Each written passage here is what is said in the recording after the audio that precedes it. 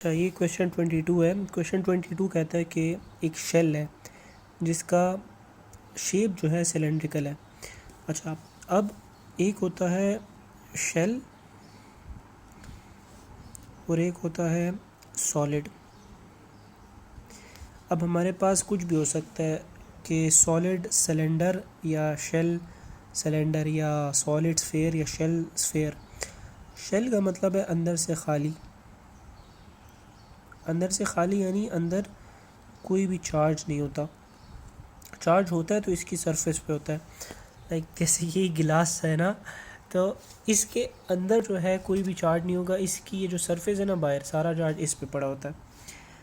और जो सॉलिड हो, स्फेयर हो या सॉलिड सिलेंडर हो, कुछ भी हो, उसका मतलब है कि इसके अंदर चार्ज होता है।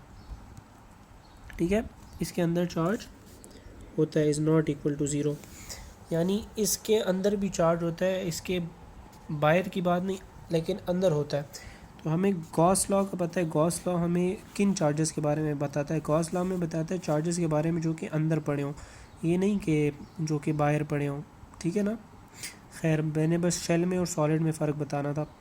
तो अगर शेल हो तो शेल में अगर आपसे पूछे ना कि इस शेल के अंदर, इस शेल के ऊपर नहीं, इस शेल के अंदर इलेक्ट्रिक फील्ड बताएं, तो इलेक्ट्रिक फील्ड हमेशा शेल के अंदर ज़ीरो होगी। क्यों? क्योंकि अंदर चार्ज ही नहीं है। हमें पता है फॉर्मूला होता है इलेक्ट्रिक फील्ड का KQ_R²। तो अगर अंदर चार्ज ही नहीं है तो इलेक्ट्रिक फील्ड भी ज़ीरो होगी। चार्ज किस पे पड़ा है? इसके ऊपर पड़ा है, ठीक है, इसके अंदर नहीं।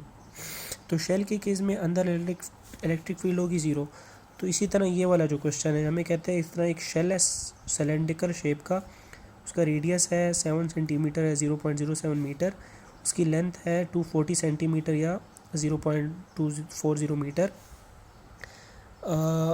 पार्ट ए में हमें कहते हैं इसी तरह एक पॉइंट पड़ा है, उसके एक्सिस से आउटवर्ड 19 सेंटीमीटर पे, 0.19 मीटर पे। तो ये जो पॉइंट है इस पे इलेक्ट्रिक फील्ड भी इन्होंने गिवन है। इलेक्ट्रिक फील्ड कहते हैं इसके इक्वल है 360 मल्टीप्लाई बाई 10⁻3। ठीक है, तो पार्ट बी आसान है, वो पहले करते हैं। अब पार्ट ए में चार्ज मांगा है। पार्ट बी में कहते हैं इलेक्ट्रिक फील्ड क्या होगी जब हमारे पास पॉइंट पड़ा हो सेंटर से 0.04 मीटर। तो जैसे मैंने कहा 0.04 देखो इसके रेडियस से कम है ना, रेडियस है 0.07, पॉइंट ये लोग कह रहे हैं इसके अंदर यानी 0.04 मीटर पे। तो इलेक्ट्रिक फील्ड फाइंड करो। इलेक्ट्रिक फील्ड ज़ीरो होगी ना, क्योंकि शेल है, शेल के अंदर तो चार्ज होता ही नहीं है। तो जब चार्ज ही नहीं होता तो इलेक्ट्रिक फील्ड होती है ज़ीरो। ठीक है, तो पार्ट बी का ये सिंपल आंसर है कि चूँकि ये हमारे पास अंदर आता है, अंदर चार्ज ज़ीरो होता है, इसलिए इलेक्ट्रिक फील्ड भी ज़ीरो। पार्ट बी पे आ जाओ। अब हमें पता है, अच्छा, इलेक्ट्रिक फील्ड हमें गॉस लॉ में कहते हैं ना इलेक्ट्रिक फील्ड फाइंड करें, लेकिन इस क्वेश्चन में तो इलेक्ट्रिक फील्ड दी हुई है। अब क्या करें? हमें अब इलेक्ट्रिक फील्ड गिवन है, चार्ज का मांगना है। सबसे पहले चूज़ करो कौन सी एप्लीकेशन है। तो सिलेंड्रिकल एप्लीकेशन है। सिलेंड्रिकल एप्लीकेशन वाला कौन सा फार्मूला है? K λ R वाला।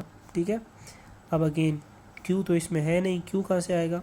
Q ऐसे आएगा कि हमें पता है lambda is equal to Q/L। ठीक है, तो electric field is equal to Q/L R। अब पूरे फार्मूला को Q के लिए रीअरेंज करूँ तो ये बन जाएगा LR divide by K is equal to charge. ठीक है, ये फार्मूला बन गया। अब E हमारे पास है, L हमारे पास है, R हमारे पास है और K भी हमारे पास है, जो कि 9 मल्टीप्लाई बाई 10⁸ होता है। सिंपल आंसर हमारे पास आ जाएगा Q का। ठीक है, ये क्वेश्चन है सारा।